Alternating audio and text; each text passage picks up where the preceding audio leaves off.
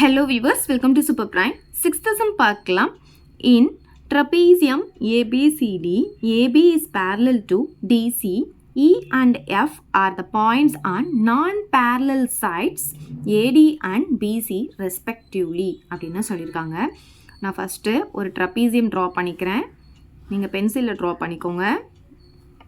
இதுக்கு anti clockwise name கொடுத்துக்கலாம். ABCD ABCD அப்படின்ற ஒரு ட்ரபீசியம். இதில் ஏபி வந்து டிசிக்கு பேரலாக இருக்குது அப்படின்னு சொல்லியிருக்காங்க.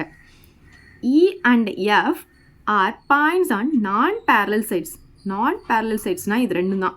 இதில் வந்து இ அப்படின்ற பாயிண்ட்டு ஏடியில் இருக்குது, எஃப்ன்ற பாயிண்ட்டு பிசியில் இருக்குதுன்னு சொல்லியிருக்காங்க. ஸோ ஏடியில் வந்து இ அப்படின்ற பாயிண்ட்டை நான் எடுத்துக்கிறேன், எஃப்ன்ற பாயிண்ட் வந்து பிசியில் இருக்குதுன்னு சொல்லியிருக்காங்க. ஸோ இப்போ நெக்ஸ்ட் என்ன சொல்லியிருக்காங்கன்னா EF is parallel to AB. அப்போ இஎஃப் வந்து ஏபிக்கு பேரலாக இருக்குதுன்னு சொல்லியிருக்காங்க. ஸோ இது ரெண்டுத்தையும் நம்ம ஜாயின் பண்ணிக்கலாம். இதுவும் ஏபிக்கு பேரலாக இருக்குதுன்னு சொல்லியிருக்காங்க. இதை வந்து ப்ரூவ் பண்ண சொல்லியிருக்காங்க. இந்த சம் அப்படியே செகண்ட் சம் நம்ம எப்படி போட்டோமோ அதே மாடல் தான். இப்போ இந்த டயக்னலாவது ஜாயின் பண்ணிக்கலாம், இல்லை இந்த டயக்னலாவது ஜாயின் பண்ணிக்கலாம். ஸோ ஏதாச்சும் ஒன்று வந்து ஜாயின் பண்ணிக்கோங்க. இங்கே இன்டர்செக்டிங் பாயிண்ட் இருக்கு இல்லையா, இதுக்கு வந்து நேம் கொடுத்துக்கலாம். ஸோ இதுக்கு வந்து நான் பி அப்படின்னு நேம் கொடுத்துக்கிறேன். ஸோ இப்போ பார்த்தீங்கன்னா நமக்கு இங்கே ரெண்டு ட்ரையாங்கிள் கிடச்சிருக்கு, ரெண்டு பெரிய ட்ரையாங்கிள் கிடச்சிருக்கு. ஒன்று பார்த்தீங்கன்னா ஏடிசி அப்படின்ற ட்ரையாங்கிள், இன்னொன்று ஏபிசி அப்படின்ற triangle. So first triangle A D C எடுத்துக்கலாம். இன் ட்ரையாங்கிள் ஏடிசியில் பார்த்தீங்கன்னா இதில் நமக்கு பேரலல் லைன் இருக்குது. என்னென்ன பேரலல் இருக்குதுன்னு பார்த்தீங்கன்னா பிஇயும் சிடியும் பேரலாக இருக்குது. ஸோ அதை எடுத்து எழுதிக்கலாம். BE is parallel to CD. So இதில் பார்த்தீங்கன்னா இந்த சிடி, இஎஃப், ஏபி மூணுமே பார்த்தீங்கன்னா ஒன்றுக்கு ஒன்று பேரலல் லைன் தான். இதில் இஎஃப் வந்து ஃபுல்லாக பேரலல் லைன் சொல்லும்போது இந்த இபியும் இந்த சிடிக்கு எப்படி தான் இருக்கும்னு பார்த்தீங்கன்னா பேரலாக தான் இருக்கும். ஓகே, ஸோ அதை தான் நான் இங்கே எழுதியிருக்கேன். ஸோ நமக்கு பேரலல் லைன்ஸ் இருந்ததுன்னா அந்த ட்ரையாங்கிளுடைய ரெண்டு சைட்ஸுடைய ரேஷியோவும் எப்படி இருக்கும்னா ஈக்குவலாக இருக்கும். ஸோ அந்த ரேஷியோவை நம்ம எழுதிக்கலாமா? இங்கே பாருங்கள், டிஇ பை இஏ. இது எந்த தியரம் படி? By BPT. By BPT DE by EA அப்படின்னு எழுதிக்கலாம். ஈக்குவல் டு இங்கே பாருங்கள், இங்கே நீங்கள் ஃபஸ்ட்டு மேலே இருக்கிறது எடுத்திங்கன்னா இங்கேயும் நீங்கள் மேலே இருக்கிறது தான் எடுக்கணும். ஓகே, ஸோ ஏன்னா நீங்கள் இப்படி போயிடக்கூடாது. டிஇ பை இஏன்னு போட்டு திருப்பி ஏபி பை பிசின்னு எழுதக்கூடாது. இங்கே இப்போ ஃபஸ்ட்டு நீங்கள் மேலே இருக்கிறத எடுத்திங்கன்னா இங்கேயும் மேலே இருக்கிறது தான் எடுக்கணும். அப்போ சிபி பை பிஏ அப்படின்னு எழுதணும். ஓகே, இதை ஈக்குவேஷன் 1 அப்படின்னு எடுத்துக்கலாம். இப்போ பாருங்கள், இந்த ட்ரையாங்கிள் பார்க்கலாம். Triangle ABC.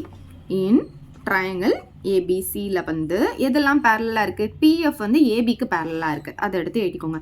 பிஎஃப் வந்து ஏபிக்கு பேரலாக இருக்குது பை பிபிடி.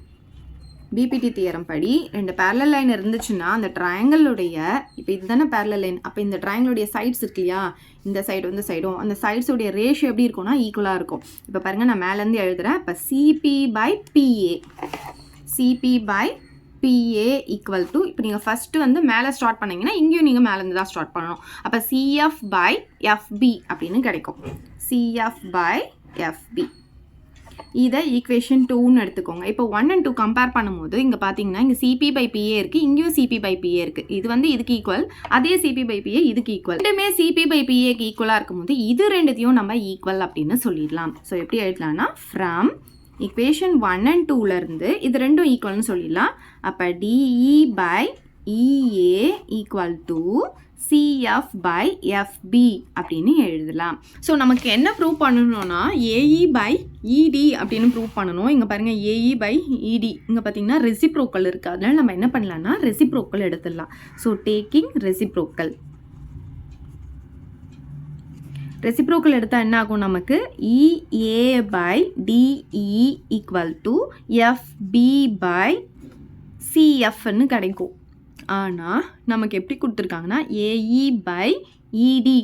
ஸோ அப்படி கொடுத்துருக்காங்க. இது எப்படி வேணால் எழுதலாம், இஏவை ஏஇ அப்படின்னும் எழுதலாம். ஸோ நம்ம அவங்க கொடுத்துருக்க ஃபார்ம்லேயே நம்ம எழுதிக்கலாம். AE by ED equal to BF by FC. அவங்க எப்படி கொடுத்துருக்காங்களோ அந்த ஃபார்ம்லேயே எழுதிக்கலாம். ஸோ அவ்வளோதான் இந்த சம். ஹென்ஸ் ப்ரூவ்டுன்னு எழுதி இந்த சம்மை நம்ம முடிச்சுக்கலாம். ஏதாவது டவுட் இருந்தால் கமெண்ட் பண்ணுங்கள். உங்கள் ஃப்ரெண்ட்ஸ்க்கு இந்த வீடியோவை ஷேர் பண்ணுங்கள். மறக்காமல் நம்ம சேனலை சப்ஸ்கிரைப் பண்ணிக்கோங்க. தேங்க்யூ. இந்த வீடியோ உங்களுக்கு பிடிச்சா லைக் பண்ணுங்க, ஷேர் பண்ணுங்க. இது வரைக்கும் நம்ம சேனலை சப்ஸ்கிரைப் பண்ணாதவங்க சப்ஸ்கிரைப் பண்ணிடுங்க. மறக்காம பக்கத்துல இருக்க பெல் பட்டனையும் பிரஸ் பண்ணிடுங்க.